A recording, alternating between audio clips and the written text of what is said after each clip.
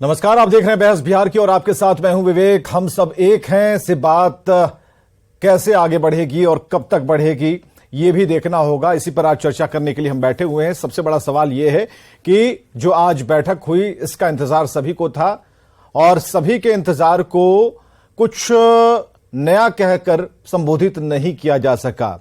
जहां तक बात नीतीश कुमार की हो रही थी, नीतीश कुमार की भूमिका पर हो रही थी, कुछ भी बात स्पष्ट नहीं हुई।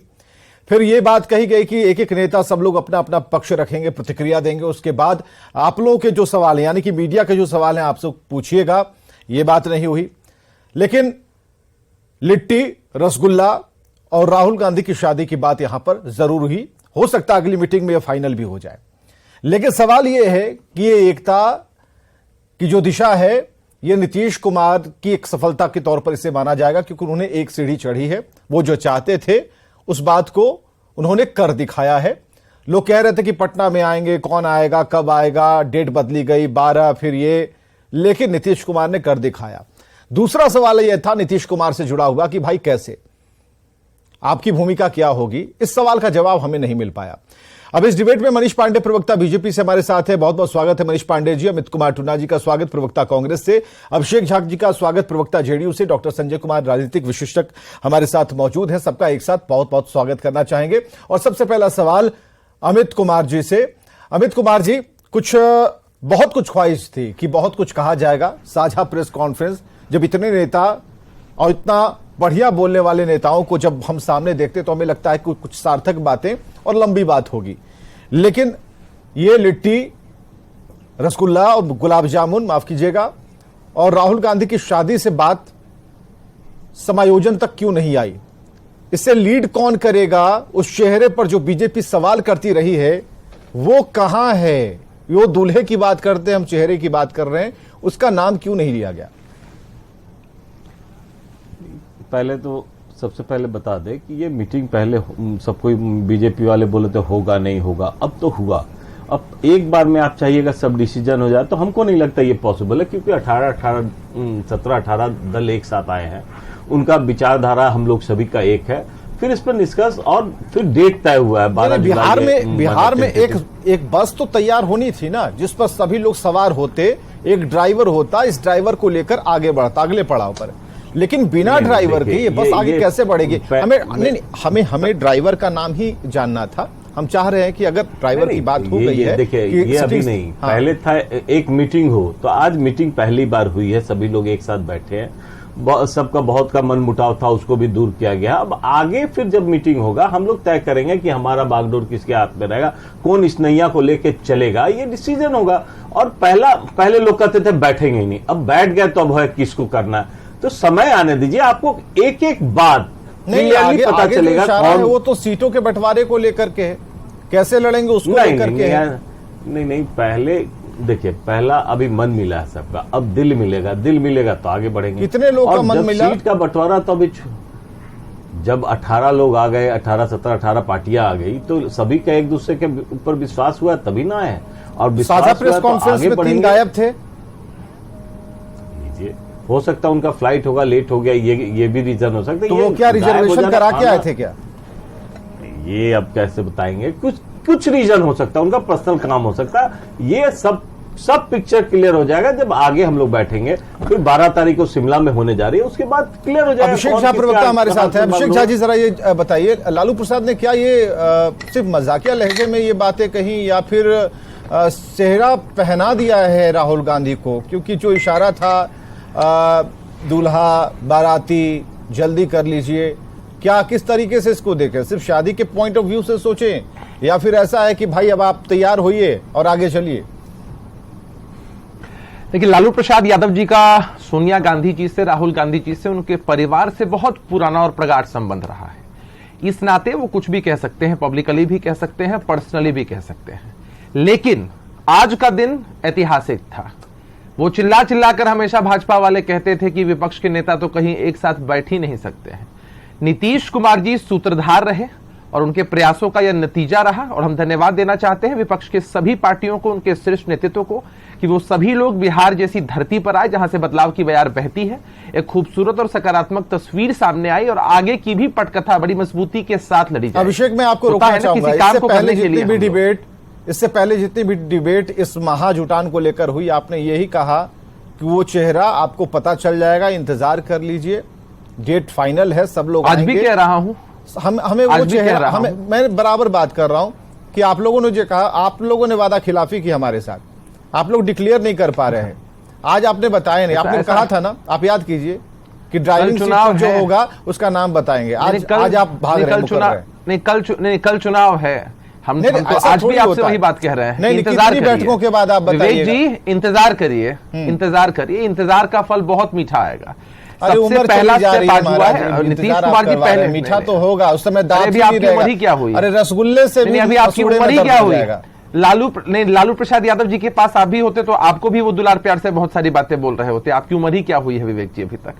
दूसरा मसला है कि इंतजार थोड़ा और करना है, सारी स्ट्रैटेजीज तय होंगी। विपक्ष के सभी नेता बहुत समझदार हैं और जो स्ट्रैटेजी पूरे देश के लिए तैयार होगी वही होगा। देखिए, हम लोग कोई चेहरे की मार्केटिंग नहीं करते हैं कि चेहरे को आगे कर दिया, मुद्दों की बात नहीं करनी है, जनता से किए वादों को पूरा नहीं करना है और सिर्फ चेहरे की बात कर करके आगे बढ़ना है। हम जनता के बुनियादी मुद्दों, बुनियादी नब्ज को समझते हैं, तभी हम आगे बढ़ रहे हैं। और भारतीय जनता पार्टी के नेताओं का लगातार जो बयान लेकिन बहुत तल्खी भी अंदर से इतने हिले हुए हैं, पंजाब के सीएम के साथ चलते बने, ममता दीदी की नाराजगी की भी कुछ खबरें आई।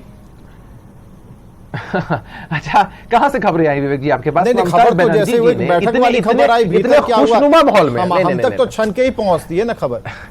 नहीं तो हो सकता है कि आप तक छन के जो पहुंच रहा हो वो एक्सेप्टेबल ना हो, जो चीजें छन कर निकल रही हो वो उपयोग के लायक चीजें ना हो, गलत चीजें हो। अरे ममता बनर्जी जी ने प्रेस कॉन्फ्रेंस के अंदर कितनी बेहतरीन तरीके से बताया कि हमारी सहमति बन चुकी है, हम एक हैं, एक साथ लड़ेंगे, हम मुद्दों पर लड़ेंगे।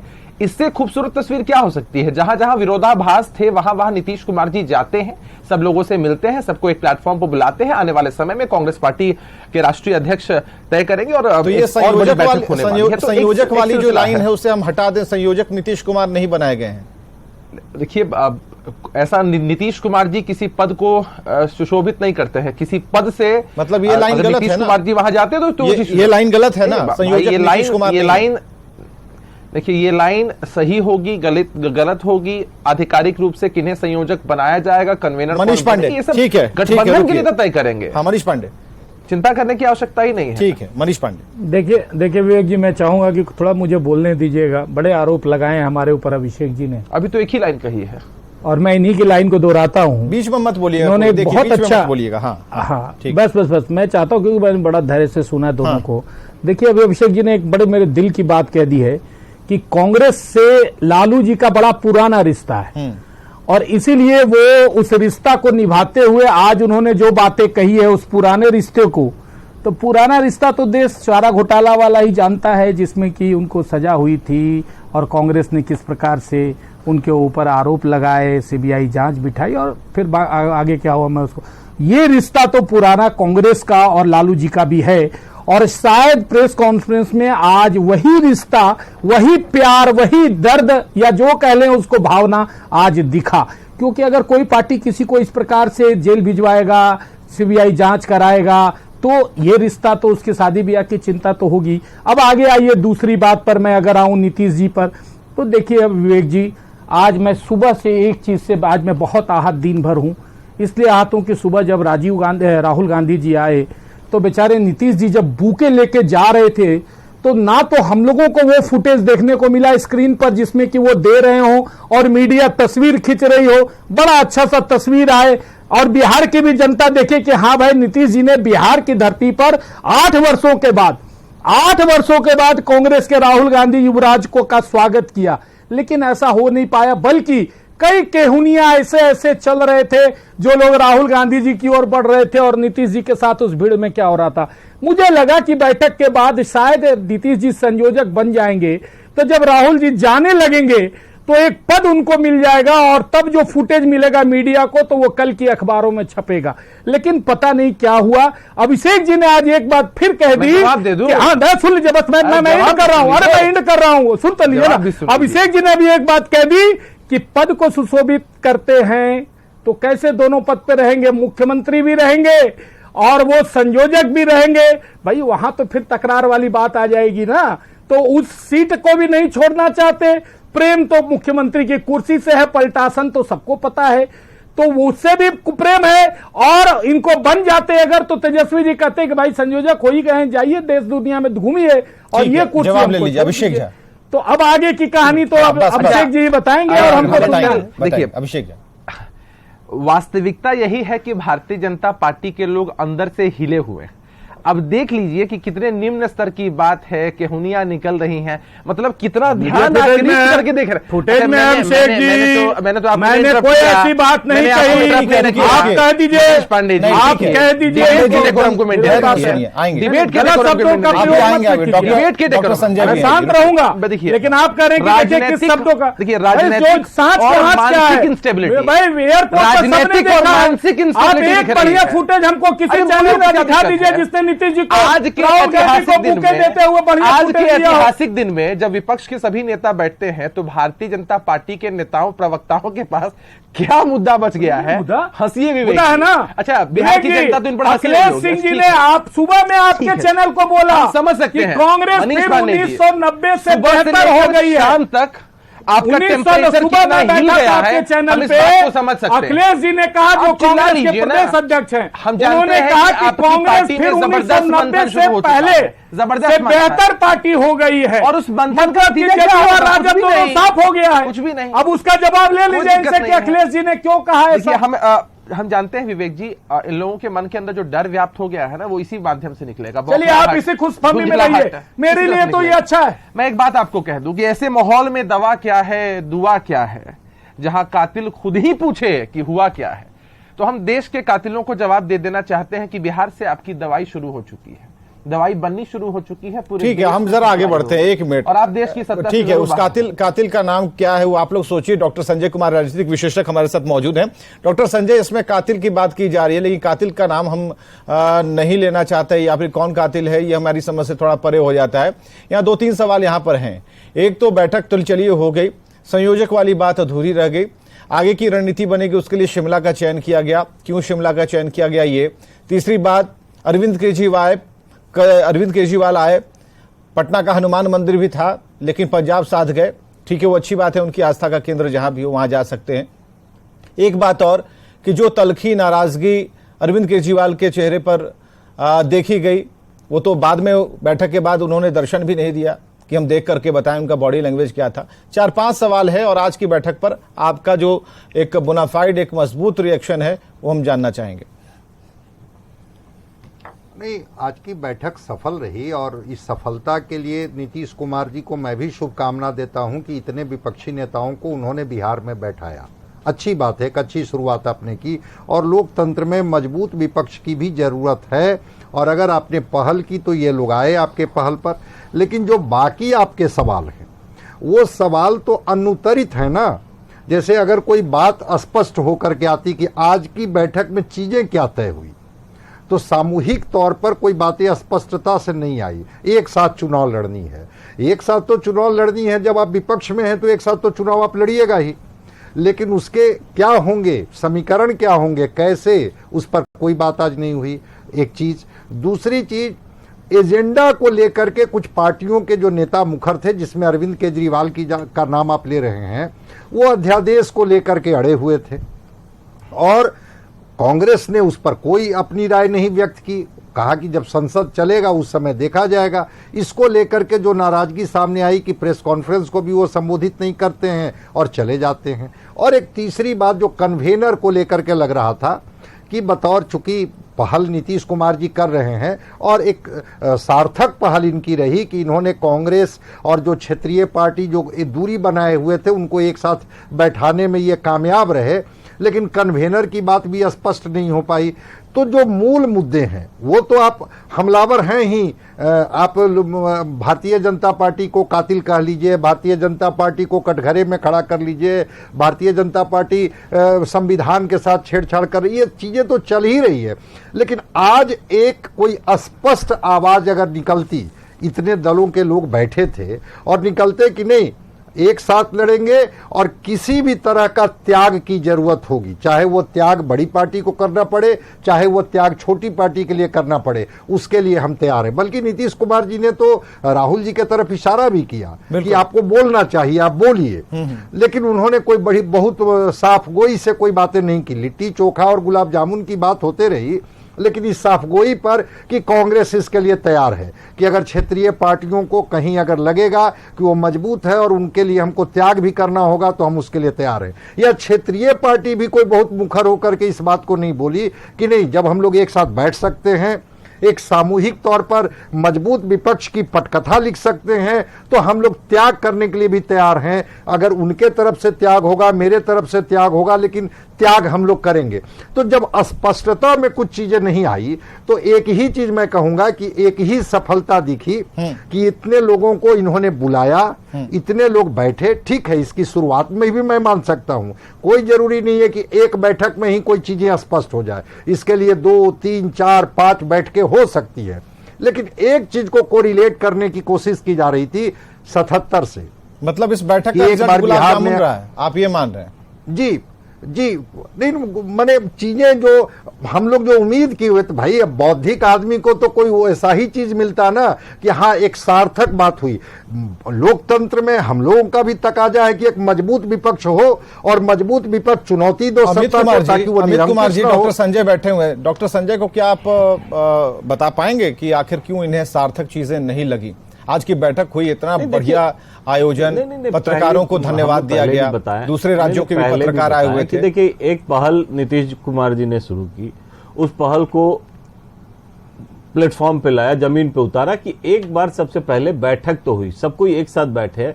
बहुत से बातें थी जो कि दिल के अंदर जो निकला होगा, और ये डिसीजन अभी तुरंत हो जाना कि एक दिन बैठे 18 पार्टी, सबका विचार कुछ मन में पड़ा हुआ तो उसको तुरंत डिसीजन करके कि आज ही हम लोग को, ऐसा नहीं होता। पहला बैठक है, सब कोई एक साथ बैठे हैं, क्या डिसीजन हुआ तय किए। एक डिसीजन तो हुआ कि हाँ भाई हम लोग शिमला में फिर बैठेंगे। जब तक 2-3 सिटिंग नहीं होगी तब तक बहुत अंदर की बात आएगी। डॉक्टर संजय, पुष्पक विमान से तो ये लोग साथ में आए नहीं थे।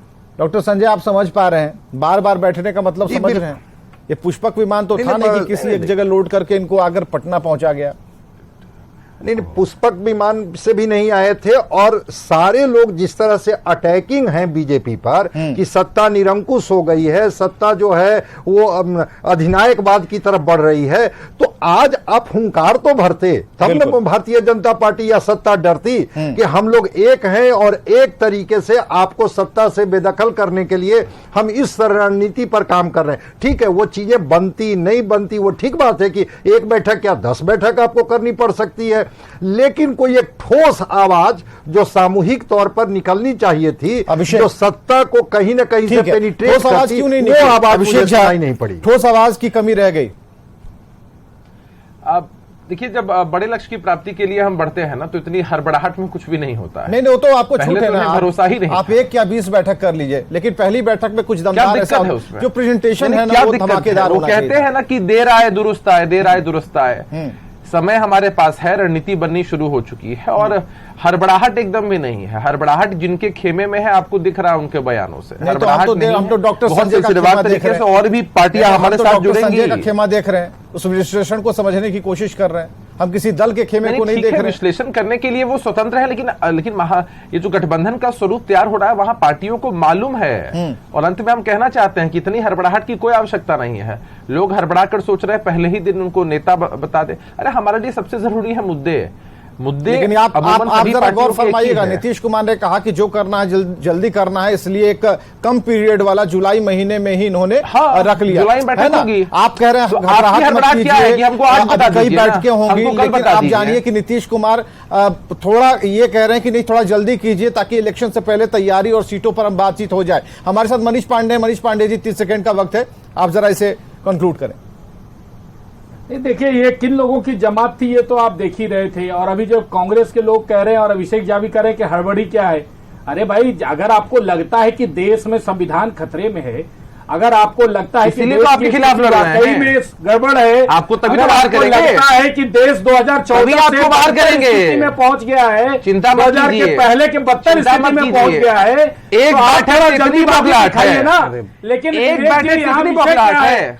हमारे प्रधानमंत्री सिर्फ अमेरिका एक ही की बैठक से संसद में कितने हड़बड़ा गए आप? यह यूरोपियन कंट्री के छाती पर बैठकर कहते हैं अच्छा। कि 2024 के मार्केटिंग बाद यह करते हैं, देश मार्केटिंग करते हैं। अर्थव्यवस्था में 45 दिन से तीसरे मणिपुर पोजीशन का पर क्या हाल है, आएगा। उसको तो और बता दीजिए। उसका अब नहीं उसका बोल जो पाएंगे दावा जी। है, सर्वदलीय वो बैठक एक में हजार प्रधानमंत्री के जी आते हैं। पांडे जी, मणिपुर सर्वदलीय का हाल भी बैठक बता में दीजिए। प्रधानमंत्री जी बाहर चले जाते हैं। 2019 चिंता मत कीजिए। देशवासियों 24 के के बाद आप सहयोग से बोलने के भारत लायक नहीं रहेंगे पांचवी मनीष पांडे जी। अर्थव्यवस्था ना बना आपकी है। पार्टी बोलने की उसी लायक तरह से रहेगी नरेंद्र मोदी और ना जी आपके का नेता अमेरिका बोलने की के लायक संसद रहेंगे। में इसलिए प्रवक्ताओं के पास हो सकता है कि प्रवक्ताओं के पास एक सीमित शब्द होते होंगे या फिर उन्हें गाइडलाइंस ऐसे दिए जाते होंगे कि आपको ज्यादा आज कुछ नहीं बोलना है, डिबेट में जब आएंगे तो ज्यादा उड़कर मत बोलिएगा, बढ़कर मत बोलिएगा। लेकिन नीतीश कुमार ने जो 4 से 5 लाइनें बोली उसमें यह बात थी कि हमने सबसे बात की है और जल्द से जल्द इसको करना है, इसलिए एक जुलाई में एक बैठक होगी, उसमें सीटों को लेकर के बात होगी। अब समझिए इस बात को कि इस घबराहट को या फिर इस जल्दबाजी को हम समझ पा रहे हैं। हालांकि हम मान सकते हैं कि विवशता होती है कि सब कुछ खुले तौर पर सामने नहीं रख देना है। 2-4 बैठकें होंगी ये भी अभी कोई नहीं कह सकता, हो सकता है कि 2 से 3 बैठकों में सब कुछ फाइनल हो जाए। लेकिन समझना यह होगा कि जो 3 लोग अचानक से उड़ गए, साझा प्रेस कॉन्फ्रेंस में नजर नहीं आए, वो क्यों उड़े, वो क्यों नहीं सामना उन्होंने किया? हो सकता था पत्रकारों के सवाल का जवाब देना होता, यह कारण था, या फिर जो शर्तें उन्होंने रखी थी उससे जुड़े कुछ सवाल आ सकते थे। बहुत सारी चीजें हैं। हालांकि इंतजार करने के लिए अभी अभिषेक झा कह रहे हैं इंतजार कर लेते हैं, 1-2 डिबेट और इस पर हो जाएगी। लेकिन हम सब एक है से बात कितनी आगे बढ़ी, इसके आगे एक सवाल का निशान अभी भी खड़ा है। शुक्रिया।